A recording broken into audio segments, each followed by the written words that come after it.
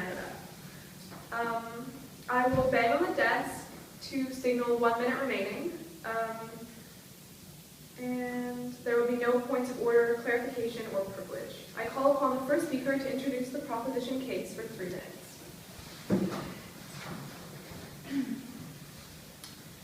Good afternoon, ladies and gentlemen.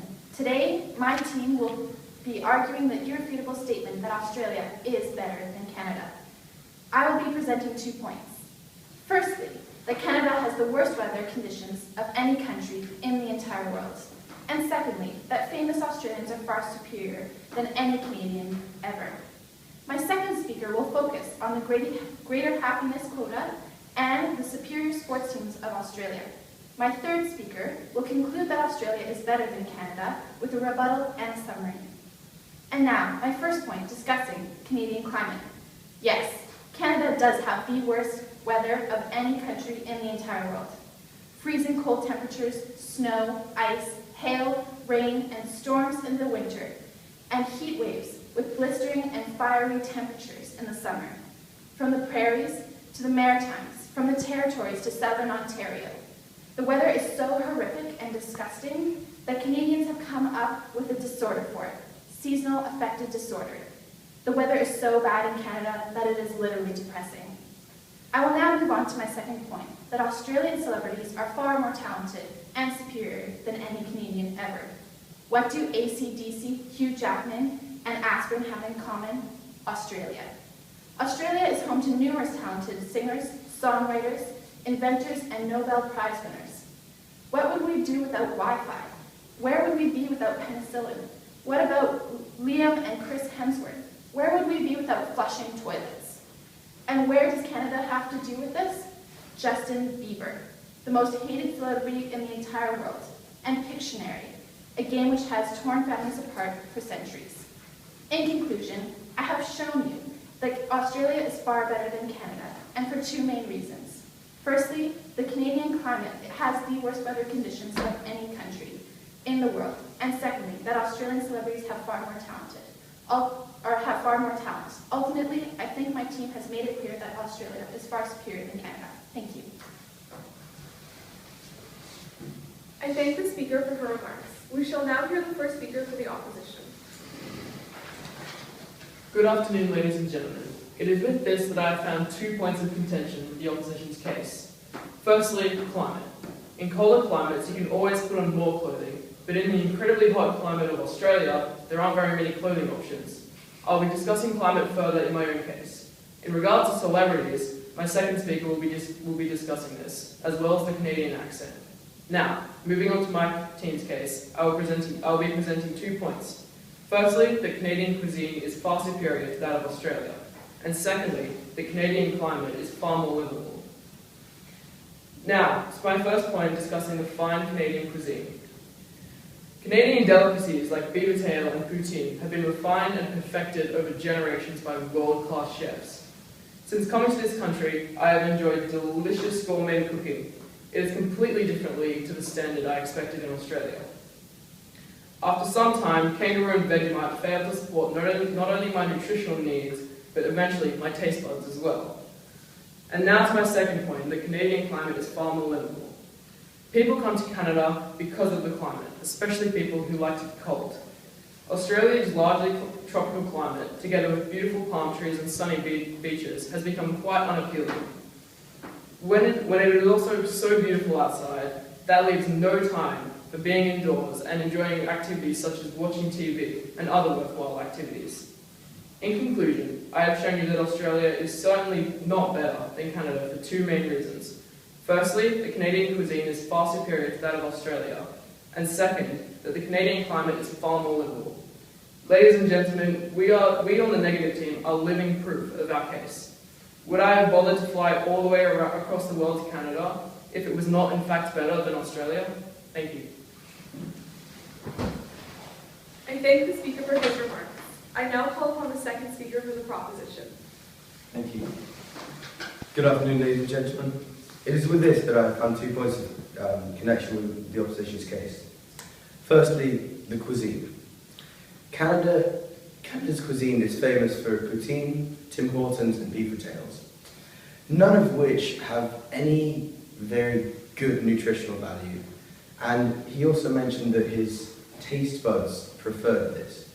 Upon coming here, I was astounded at how wrong that proposition is. Second of all, the climate. My opposition says that it is always possible that if one is cold to just simply put on more layers. However, I have found that with the Canadian climate, there's always a point in which no matter how many layers you have, you will still be cold. Ladies and gentlemen, today my team is arguing the irrefutable statement that Australia is better than Canada. I will be representing 2 points. Firstly, that although they have an equal GDP per capita, Australia is higher in the happiness ratings. And secondly, that Australia has a better rugby team and just generally better sports. Now, for my first point, although Australia and Canada have equal GDP per capita, placing them both at 19th in ranking, Australia makes it into the higher happiness ratings for the top 10. I have found that this is for 2 reasons. First of all, they have the highest alcohol consumption per head. And second of all, as my second point shall discuss, they actually have pride in their national sport and they excel at it. Canada, the reason that Canada does not fare well in national happiness ratings is that their national sport, the only thing that they can really be proud of is of repeatedly being beaten by the USA and Russia in both their national sports being ice hockey and lacrosse. My second point is that Australia has a better sports team than Canada. Australia comes second in overall world rugby history. They have won the second most World Cups and the first most international tests. They also hold the record of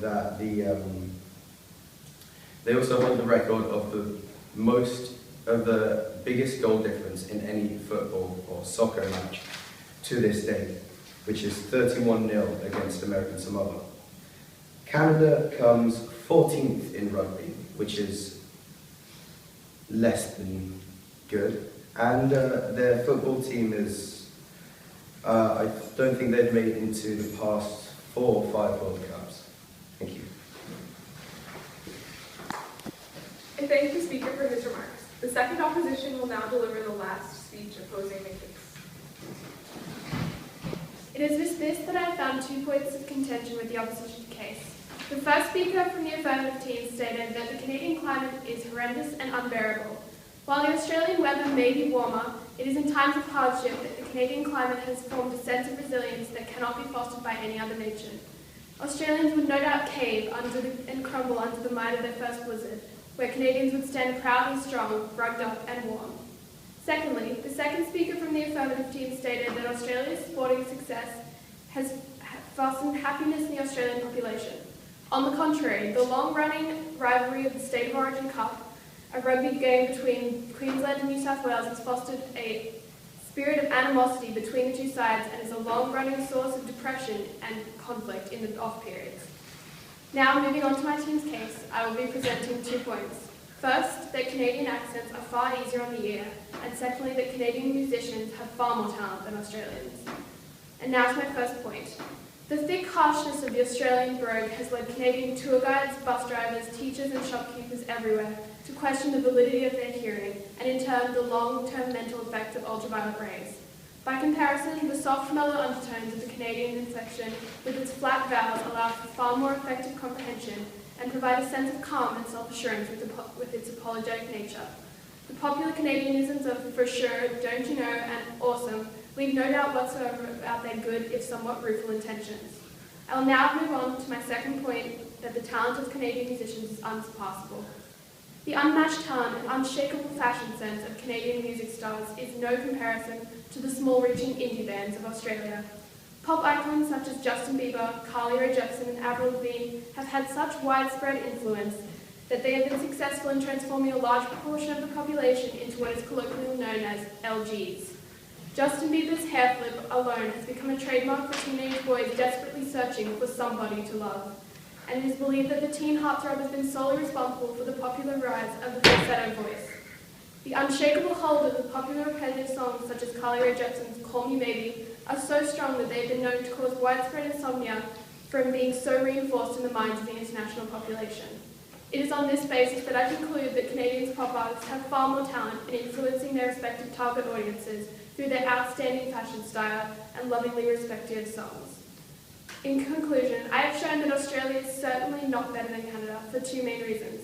Firstly, the Canadian accents are far easier on the ear and more comprehensible, and secondly, that musicians have far more talent and influence. Ultimately, I think that my team has made it clear that Canada is the place to be. Ladies and gentlemen, that is, of course, why we are all here.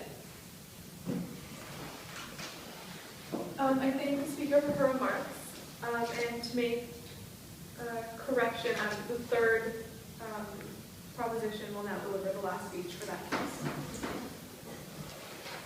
Before I deliver my summary, I'd like to about a few of my opponent's points.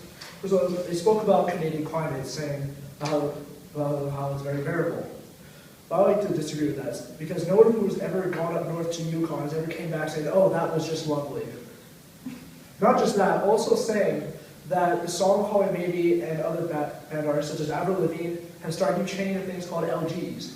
That term is very demeaning to the women of the world, including Canada, as LGs is a term referred to as little girls, which is not just demeaning, but is also very inappropriate in a way, and has led to, how should I say this, prejudice among young women of the planet.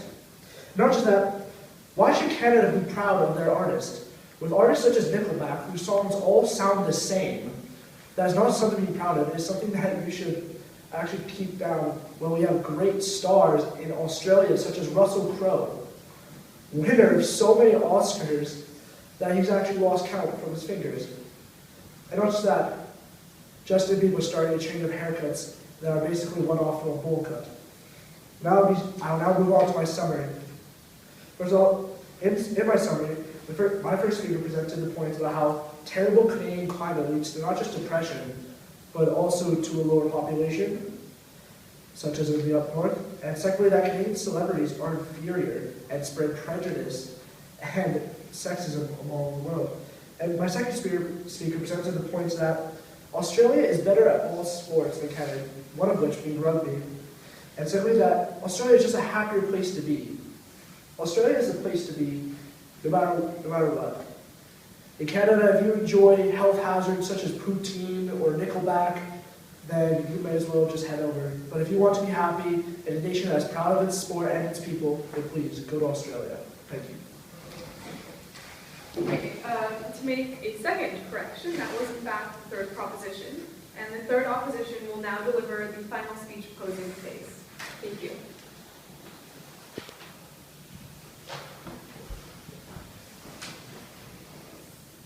Good afternoon, ladies and gentlemen.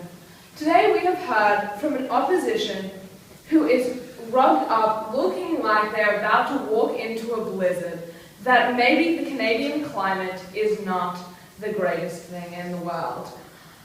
Now, I believe this is simply a lack of bravery and resilience on their part, and more to the point, I would like to further criticize their arguments presented today. It is with this that I will move on to the three main issues in today's debate. Firstly, the idea of talent and how it compares between the two countries. Secondly, the climates. And thirdly, I will discuss the happiness levels of both countries.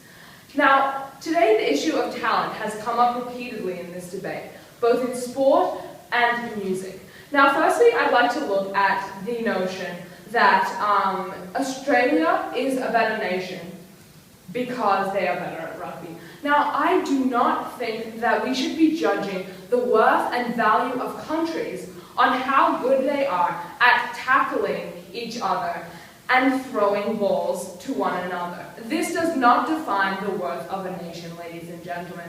Now, secondly, we heard this ridiculous notion from the first speaker of the affirmative team that Justin Bieber is, and I quote, the worst and most hated celebrity of all time. Now, if anyone in the audience today has seen the movie Never Say Never, they will know that this is completely false. Now, I remember distinctly the scene where Justin Bieber is blazing down the street on his Segway, followed by hordes of screaming girls running after him. I think this just about proves that he is not the worst and most hated, but rather the best and most loved celebrity of all time. And this is why Canada is a better nation. Now let's move on to this issue of climate. We also heard that this statement that Canada has the worst climate and weather in the world. Now, I believe that this is all a matter of perspective. Now, as you can see, the opposition is sitting in a classroom about 20 degrees Celsius, looking like they're about to walk into a blizzard. I do not think they are the people with the right authority to be able to tell us what a bad climate is and what bad weather is.